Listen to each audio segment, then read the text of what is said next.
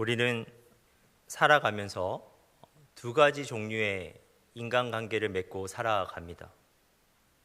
첫 번째는 인격적 관계입니다. 인격적 관계는 관계하는 사람에게 관심이 있습니다. 그 사람에게 관심이 있어 그를 만나고 그와 대화합니다.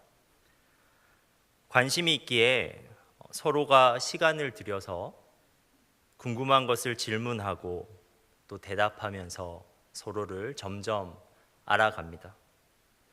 관계가 깊어질수록 사적인 영역을 더 나누게 되고 사소한 일상까지 공유하게 됩니다. 그런데 이러한 인격적 관계는 우리의 삶에서 매우 중요합니다. 우리가 서로를 깊이 알아 서로가 서로에게 의지할 수 있는 관계는 우리의 삶을 훨씬 풍성하게 만들기 때문입니다. 그러한 인격적 관계를 통해 우리는 우리의 삶을 지탱할 수 있는 사랑과 위로를 공급받습니다. 그런데 우리의 삶에는 인격적인 관계뿐만 아니라 이해적 관계라는 것도 존재합니다. 이해적 관계는 사람보다는 관계를 통해서 얻을 수 있는 이익에 관심이 있습니다. 이해적 관계에서는 서로를 알아가는 과정이 없어도 됩니다. 서로에 대해 전혀 몰라도 서로의 이익만 충족될 수 있다면 그 관계는 유지될 수 있습니다. 이익만 된다면 얼마든지 서로에게 요구할 수 있고 응답해 줄 수도 있습니다. 하지만 그 반대로 서로에게 이익이 되지 않는다면 불필요해지는 관계입니다. 그러므로 이해적 관계는 계산적 관계이고 그리고 일시적 관계입니다. 그런데 오늘 본문을 보면 예수님과 이해적 관계가 아니라 인격적 관계를 맺고 싶어하는 두 사람이 등장합니다. 사실 성경에 나오는 많은 사람은 예수님을 이해적 관계로 찾아갔습니다. 복음서를 보면 많은 사람들이 예수님을 찾아가는데 그들은 자신의 필요로 인해 예수님을 찾아갔습니다. 그들이 예수님에게 찾아가 한 말은 이러한 것들인데요. 어떤 사람은 예수님에게 나와 이렇게 말하였습니다. 제 어린 딸이 죽어가고 있습니다. 제발 오셔서 그 아이의 몸에 손을 대해 주십시오.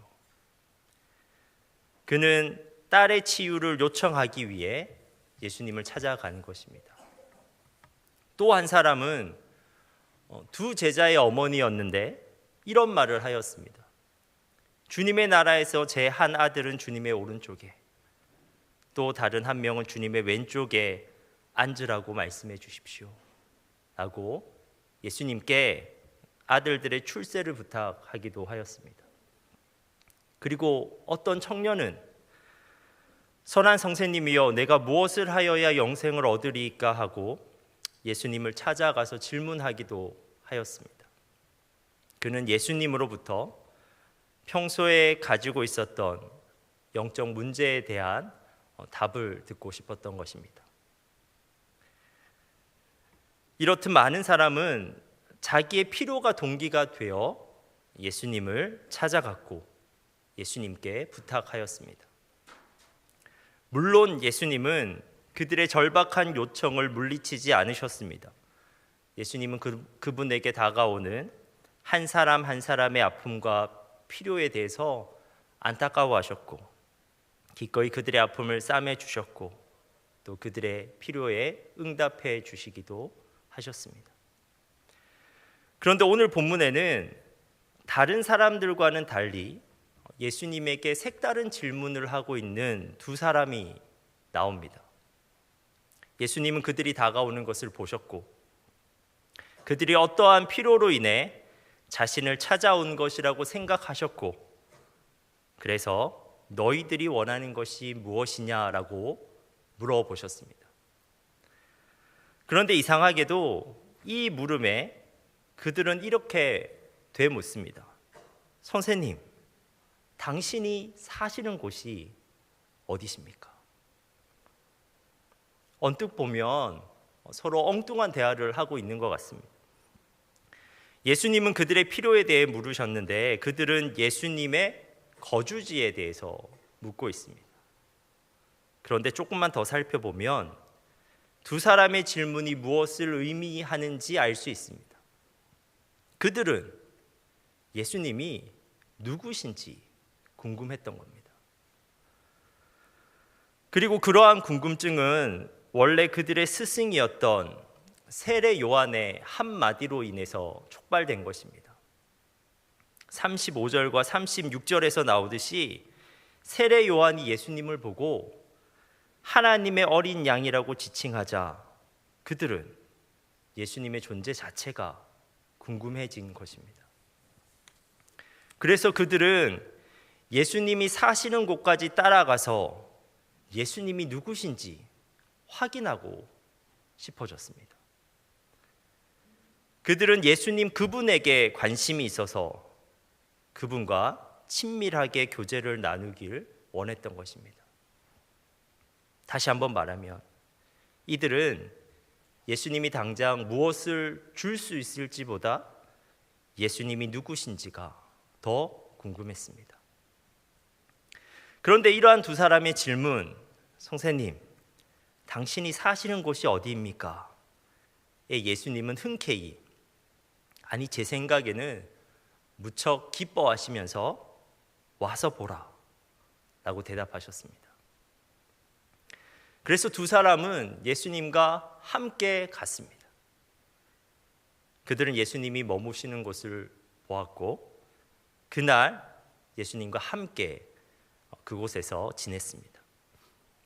39절입니다. 예수께서 이르시되 와서 보라. 그러므로 그들이 가서 계신 데를 보고 그날 함께 거하니 때가 10시쯤 되었더라. 성경에서 10시라고 하면 우리의 시간으로 오후 4시를 말하는 것입니다. 그러니까 본문에서 알 수 있는 것은 예수님과 두 사람은 하루 종일 예수님께서 거하시는 곳에서 함께 시간을 보냈다는 겁니다. 그럼 예수님과 두 사람은 과연 하루 종일 무엇을 했을까? 당시 이스라엘의 전통에 비추어 유추해 보면 예수님과 두 사람은 아마 식사를 같이 했을 것입니다. 그리고 예수님이 누구신지 궁금했던 두 사람은 예수님의 얼굴을 직접 바라보면서 이것저것 물어봤을 겁니다. 그리고 그러한 친밀한 교제 끝에 그들은 예수님을 점점 알아갔을 것입니다. 그런데 그들이 알게 된 예수님은 놀라운 분이었습니다. 두 사람 중 한 명은 안드레라는 사람이었는데 예수님을 알고 나서 정신없이 그의 형 시몬에게 달려갑니다. 그리고 숨을 헐떡이면서 이렇게 형에게 말했습니다. 우리가 메시아를 만났다. 물론 안드레가 예수님을 메시아라고 말할 때 그것은 완전한 고백은 아니었을 것입니다. 그는 아직 예수님의 가르침과 이적도, 예수님의 십자가와 부활도, 성령의 강림과 충만도 경험하지 못하였기 때문입니다. 하지만 그들은 예수님과의 인격적 관계를 통해 무엇인가를 발견한 것이 틀림없습니다. 예수님의 존재 자체에서 어렴풋이 느껴지는 하나님 아들의 영광을, 그들의 가슴을 뜨겁게 만드는 말씀의 힘을, 어떠한 사람도 흉내내지 못할 훌륭한 성품을 보게 되었을 것입니다. 그들이 인격적으로 예수님을 만났을 때 그분께 온전히 집중하여서 그분의 몸짓을 바라보고 그분의 말씀에 귀 기울였을 때 비록 하루라는 정말 짧은 시간이었지만 그들은 예수님을 분명히 메시아라고 고백할 수 있게 되었습니다. 오늘 본문에서 예수님이 무엇을 줄 수 있는지보다 예수님이 누구인지 예수님의 존재 자체가 궁금했던 제자들, 그래서 예수님의 거처까지 따라가서 예수님이 누구인지 철저하게 확인하고 싶었던 제자들은 예수님을 만난 후 이렇게 고백하였습니다. 우리가 메시아를 만났다. 그리고 그들은 얼마 지나지 않아 그들이 원하는 것을 하나도 주지 않는 예수님을 위해 그들이 가진 모든 것을 버리고 예수님을 따라 나서게 됩니다. 여러분, 복음은, 기쁜 소식은 예수님이 우리가 세상적으로 필요한 그 무엇인가를 주신다는 소식이 아닙니다. 복음은 예수님 그 자체입니다. 그분의 존재 자체와 그분이 우리를 위해 하신 일이 복음입니다. 그런데 우리는 복음을 잘못 이해하여 오히려 진정한 복음이신 예수님을 놓칠 때가 얼마나 많은지 모릅니다. 요한복음 6장에도 그러한 예가 있습니다. 요한복음 6장을 보면 사람들이 예수님을 엄청나게 따라다닙니다. 사람들이 예수님에게 몰려드는 양상이 과열되어 있었습니다. 오병이어 사건 이후에 사람들은 예수님의 일거수일투족을 관찰하기 시작했고 예수님이 어디로 오고 가시는지도 면밀히 살펴보았습니다. 어느 날 사람들이 예수님이 없어진 것을 알아차렸습니다. 그리고 그것을 확인한 즉시 예수님을 찾아 나서고 있는데요, 디베랴에서 들어온 작은 배들을 타고 예수님을 찾아가고자 가버나움으로 배를 타고 막 예수님을 따라갑니다. 요한복음 6장 24절입니다. 무리가 거기에 예수도 안 계시고 제자들도 없음을 보고 곧 배들을 타고 예수를 찾으러 가버나움으로 가서 그들은 그토록 열성적으로 예수님을 쫓고 있었습니다. 그런데 사람들은 왜 그렇게 열성적으로 예수님을 쫓고 있었던 것일까요? 예수님은 그들의 동기를 누구보다 더 정확하게 간파하고 계셨습니다. 6장 26절입니다.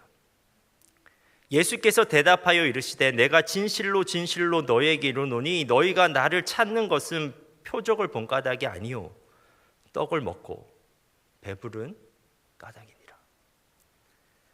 사람들이 예수님을 쫓고 있는 이유는 그들이 오병이어 현장에 있었기 때문입니다. 그리고 그 현장에서 그들은 예수님이 주신 음식을 배불리 먹었기 때문입니다. 그리고 그들은 앞으로도 예수님이 그렇게 해 주시리라고 기대했습니다. 현실적 기대이익, 이것이 그들이 예수님을 쫓고 있는 동기였습니다. 하지만 예수님은 그들의 기대대로 행동하실 생각이 전혀 없으셨습니다. 예수님이 오병이어 사건을 일으키신 것은 그들을 단순히 배불리 먹이기 위함이 아니라 사실은 그들에게 자신이 누구인지, 그리고 진정으로 그들을 배부르게 하는 것이 무엇인지를 알려주기 위함이 있기 때문입니다. 그래서 이어지는 본문에서 예수님은 오병이어 사건의 진정한 의미에 대해서 설명하십니다. 사실 예수님이 오병이어 사건을 통해서 진짜 그들에게 먹이시기를 원하셨던 양식은 예수님 자신이었다는 겁니다. 요한복음 6장 35절입니다.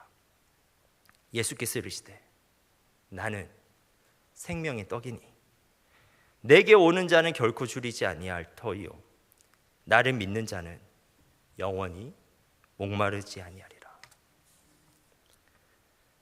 그리고 예수님께서는 그분께서 우리를 위해 하실 일, 그분의 살과 피를 제공하는 일에 대해서도 설명하십니다. 그런데 그 설명을 듣자 사람들의 뜨거웠던 열성은 차갑게 식었습니다. 그렇게 예수님을 열성적으로 쫓았던 그들은 매몰차게 예수님을 떠나기 시작합니다. 6장 66절입니다. 그때부터 그의 제자 중에서 많은 사람이 떠나가고 다시 그와 함께 다니지 아니하더라. 그들에게 현실적 이익을 보장해 주지 못하는 예수님은 그들에게 더 이상 쓸모없는 존재가 되어버린 것입니다. 사랑하는 성도 여러분, 여러분에게 예수님은 왜 필요하십니까? 좋은 학교에 입학하는 것, 좋은 직장에 취직하는 것, 좋은 집을 구하는 것, 좋은 노후를 보장받는 것, 이것이 사람들이 흔히 구하는 것입니다. 그런데 그 목표의 성취를 강요하는, 그래서 숨쉴 여유조차 허락하지 않는 현실 속에서 우리는 가끔 묻고는 합니다. 예수님이 정말 나의 삶에 필요한가? 당장 내가 구하는 것에 대해 한마디도 응답해 주지 않는 것처럼 보이는 예수님이 정말 나의 삶에 필요한가? 우리는 이 시간도 이렇게 질문할 수도 있습니다. 만약 이 시간에 나의 기도 제목을 위해 기도했음에도 불구하고 나의 기도가 응답되지 않는다면 나는 이 자리를 지킬 필요가 있는가?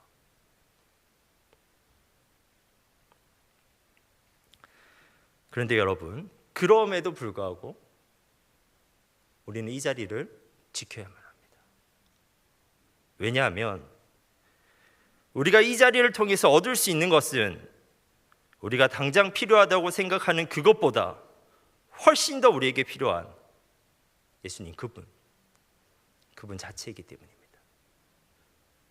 이 시간 우리의 기도 제목의 응답보다, 우리의 소원의 성취보다 더 갈망해야 하는 것은 우리의 기도를 통해 예수님과의 관계가 회복되고 그분과 나 사이에서 인격적인 소통이 일어나며 그래서 그분의 마음과 뜻을 알게 되는 것, 곧 그분을 알아가게 되는 것입니다. 그런데 여러분, 정말 그렇습니다. 우리가 이 시간 우리의 기도를 통해 문득 나를 위해 그분이 하신 일이 나의 마음에 떠오르게 되면, 나를 향한 그분의 사랑이, 나의 삶에 대한 그분의 계획이 나에게 깨달아지면 우리는 사실 전인격적인 만족을 누릴 수가 있습니다. 아마 그것만으로도 충분할 겁니다. 여전히 나의 상황은 변화하지 않았지만 우리는 예수님을 메시아로 다시 고백할 수 있게 되고 다시 그분을 따라 나설 수 있는 용기를 얻게 되는 것입니다. 사랑하는 여러분, 예수를 믿는 진정한 복은 예수님과의 인격적 관계에서 옵니다. 우리가 예수님으로부터 필요한 무엇인가를 공급받기에 복된 것이 아니라 예수님과 함께하는 것 그 자체만으로도 충분히 복이 됩니다. 여러분의 예배의 자리에서, 그리고 여러분의 일상의 자리에서 예수님과 이해적 관계가 아니라 인격적 관계를 맺으시기 바랍니다. 예수님과 동행하는 것입니다. 그분께 우리의 관심을 두고 그분께 순간마다 집중하는 것입니다. 시간을 내어 그분을 만나고 그분의 몸짓을 보고 그분의 말씀을 듣는 것입니다. 그러면 우리의 마음은 그분의 영광으로 환해지고 그분의 말씀으로 뜨거워지고 그분의 만져주심으로 부드러워질 것입니다. 그러면 우리는 살 수가 있습니다. 어떤 상황 가운데서도 잘 살 수 있습니다. 다른 사람들보다 조금 못 가져도 우리의 몸이 좀 불편해도 우리의 삶은 복된 삶이 됩니다. 왜냐하면 우리와 지금 함께 하시는 그분이 메시아, 진짜 우리를 구원하실 수 있는 구원자임을 우리가 알게 되기 때문입니다. 사랑하는 여러분, 예수님과의 인격적 관계에서 오는 놀라운 복을 누릴 수 있는 여러분 되시길 간절히 소망합니다. 기도하겠습니다. 하나님, 우리가 주님과의 인격적 관계 가운데 머물러 있게 하옵소서. 어디를 가든지 주님과 동행하게 하시고 주님과 친밀한 교제를 나누게 하시고 주님의 말씀을 듣고 순종하게 하옵소서. 그래서 우리가 주님 안에서만 누릴 수 있는 복을 경험하게 하옵소서. 주님으로 인해 우리의 마음이 따뜻해지고 부드러워지고 평안케 되게 하옵소서. 예수님의 이름으로 기도합니다.